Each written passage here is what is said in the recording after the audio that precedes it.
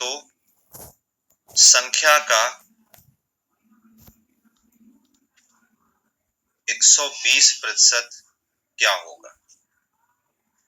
तो संख्या का 120% क्या होगा? चलिए जल्दी से बता दीजिए, बिना पेन के आप लोग कर सकते हैं, मुझे पता है, फटाफट। तो अब यहाँ पर ध्यान दो, प्राप्त क्या हो रहा है इस पे सबसे पहले ध्यान देना है, यानी 75% बोला गया, फिर वही संख्या प्राप्त होती है, यानी कि हम वही संख्या को कहेंगे क्या? 100%। वही संख्या क्या कहलाती है? 100%। ठीक है, तो अब हमको यहाँ पर 75 और 100 का अंतर क्या मिल गया? 25, यानी अंतर जो आएगा वो 25% का आएगा, और जोड़ने को क्या कहा गया है? 60। तो 25% बराबर हमको क्या रख देना है? सीधे 60 रख देना है। तो 25% बराबर अगर हमारा 60 हो जाएगा, तो 4 का गुणा करते ही ये बन जाएगा 100%, यानी इधर भी हम 4 का गुणा कर दें और इधर भी 4 का गुणा कर दें, तो ये हमारा 100% बन जाएगा 240। ठीक, अब हमसे पूछा क्या गया है? 120%।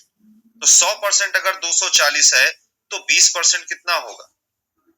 100% अगर 240 है तो 20% हो जाएगा हमारा 48। अब परसेंटेज तेजी से कैसे निकालना है ये मैंने पिछले वीडियो में बताया है। ठीक है, तो जो लोग ये नहीं समझ पा रहे डायरेक्टली 20% कैसे आ गया, वो पिछला वीडियो जाके जरूर देख लेंगे। तो 20% बराबर 48 हो गया, यानी दोनों को जोड़ते ही हमें मिल जाएगा 120%। तो ये हो जाएगा हमारा 288। क्लियर है?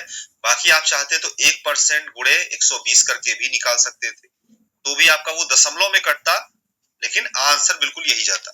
ठीक, तो आसान तरीका है, इतनी पेंसिलें इतने की हैं तो इतनी पेंसिलें कितने की होंगी, इसी एक कॉन्सेप्ट के बेस पर आप चाहो तो मैथ के हर क्वेश्चन को कर सकते हो, और वो मैं आपको करा के दिखाऊंगा भी अपनी हर क्लास में। अगला क्वेश्चन,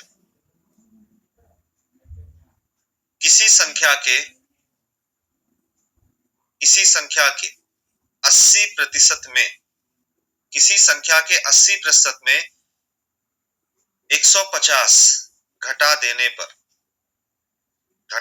पर संख्या का 3/4 प्राप्त होता है। 3/4 प्राप्त होता है, तो संख्या का 60% क्या होगा? तो संख्या का 60% क्या होगा? ध्यान से क्वेश्चन को पढ़ना, जो पूछा गया, जो बताया गया, उसका सही से इस्तेमाल करना और आंसर बताना।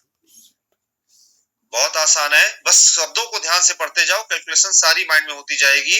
यहां पर आपको बस करना और सिर्फ इतना करना है कि जहां पर भी प्रतिशत में नहीं, उसको प्रतिशत में बदल लो, और कुछ भी नहीं करना है। तो क्या कहा गया? 80% में 150 घटा देने पर संख्या का 3/4, 3/4 को अगर हम प्रतिशत में बदलते हैं तो ये कहलाता है हमारा 75%। ठीक, यानी 3/4 गुणे 100, तो ये हो जाएगा हमारा 75%। तो 80% और 75% का अगर हम अंतर लेंगे, क्योंकि घटाने की बात की गई, तो कितना आएगा अंतर? 5% का आएगा।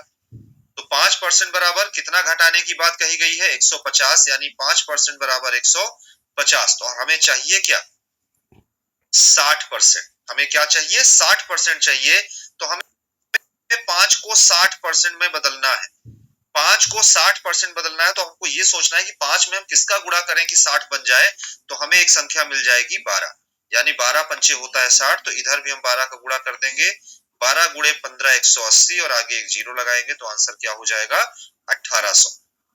तो जो लोग पिछली क्लास देख चुके हैं वो फटाफट इसको कर सकते हैं, क्योंकि परसेंटेज निकालने में पता है कि उनको कितनी तेजी से क्या करना है, और कितने आसान तरीके से परसेंटेज निकाला जा सकता है। तो जिन्होंने पिछली वीडियो ना देखी हो वो जा करके एक बार जरूर देख लीजिएगा। परसेंटेज निकालने का बहुत ही बढ़िया तरीका आपको बताएगा, और मेरी हर क्लास में आपको हर क्वेश्चन करने का बेस्ट तरीका ही मिलेगा। चलो अगले क्वेश्चन पर चलते हैं। जब हमें क्वेश्चन में जो डाटा है वो सब कुछ भिन्नों के रूप में ही दे दिया जाए, जैसे किसी संख्या के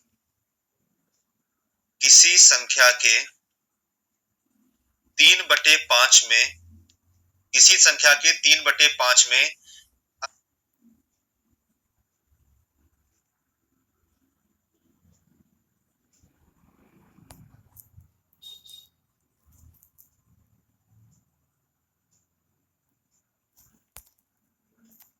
80 घटा देने पर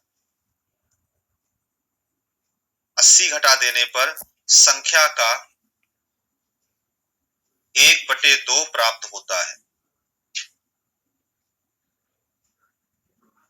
1/2 प्राप्त होता है, तो उस संख्या का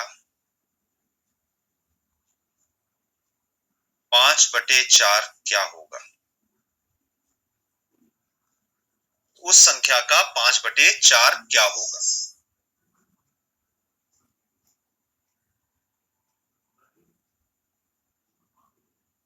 जल्दी से बताओ आंसर कितना होगा। तो पूरा भिन्न में दिया हुआ है, तो भिन्न में इसको सॉल्व करने की कोई जरूरत नहीं है, भिन्न में इसको सॉल्व करने की कोई जरूरत नहीं है। इसमें बस आपको करना क्या है, जहां जहां भिन्न है उसको प्रतिशत में बदल लो। यानी 3/5 को अगर हम 100 से गुणा करेंगे तो ये बन जाता है हमारा 60%। 1/2 हमें पता है, आधे को हम कहते हैं 50%। और 5/4 इसको अगर हम 100 से गुणा करेंगे तो ये बन जाएगा 125%। तो अब हमको 60% में 80 घटा देने पर एक 50% मिलता है, यानी कि अंतर 60 और 50 का अगर हम लेंगे तो आएगा 10%, बराबर 80। हमें चाहिए क्या? 125%। क्या चाहिए? 125%। तो यहां से हम कह सकते हैं 1% बराबर 8। तो 8 का अगर हम 125 में गुणा कर दें तो 125% बराबर कितना हो जाएगा? 1000। इसका आंसर क्या हो जाएगा हमारा? 1000। क्लियर है? चलो अगले क्वेश्चन पर चलते हैं। तो जब भी ध्यान रखना, भिन्न मिल जाए या परसेंट में मिल जाए, जहां पर भी भिन्न मिल जाए उसको तुरंत प्रतिशत में बदल देना है। उसको क्या करना है? तुरंत प्रतिशत में बदल देना है और कुछ भी नहीं करना है। और भिन्न को प्रतिशत में बदलने के लिए क्या करना होता है? सिर्फ 100 से गुणा करना होता है। ठीक, चलो अगले क्वेश्चन पर चलते हैं।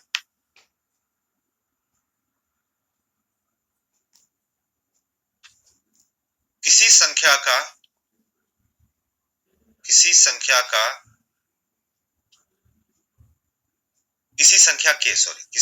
के 40% में किसी संख्या के 40% में 160 घटा देने पर 160 घटा देने पर संख्या का 2/5 प्राप्त होता है। तो संख्या का 6/5 क्या होगा? तो संख्या का 6/5 क्या होगा? जल्दी से बताइए इसका आंसर कितना होगा?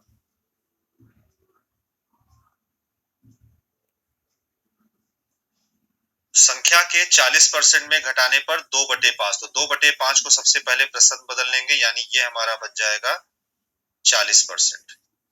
ठीक, 2/5 में 2/5 प्राप्त होता है। इसका मतलब अब यहां पर आपको साफ साफ दिख रहा है कि 40% में 40% घटाने पर क्या होगा? 0 आएगा। यानी इस क्वेश्चन का आप आंसर तुरंत लिखोगे, आंकड़े गलत है, आंकड़े गलत है, क्योंकि ये संभव नहीं है और ज्ञात नहीं किया। अच्छा, कुछ लोगों ने ज्ञात करके आंसर भी बताना शुरू कर दिया। क्या बात है भाई, क्या बात है, वेरी गुड। कुछ लोगों ने आंसर भी बताना शुरू कर दिया है, देख के मजा आ रहा। वाकई में हर बार मैं यही कह रहा हूं कि शब्दों को बिना पढ़े केवल क्वेश्चन करने के तरीकों पर मत जाओ कि हर बार हमको उसी जैसा क्वेश्चन मिल रहा है तो वही करके बता देना है। ये बिल्कुल मत करो। क्वेश्चन के शब्दों पर ध्यान बना करके रखो कि क्वेश्चन हमसे क्या कह रहा है, हमको उसको पढ़ते हुए उतनी कैलकुलेशन दिमाग में ही कर लेनी है कि ये है, क्या ये हल हो भी पाएगा या नहीं हो पाएगा, और होगा भी तो कैसे हो।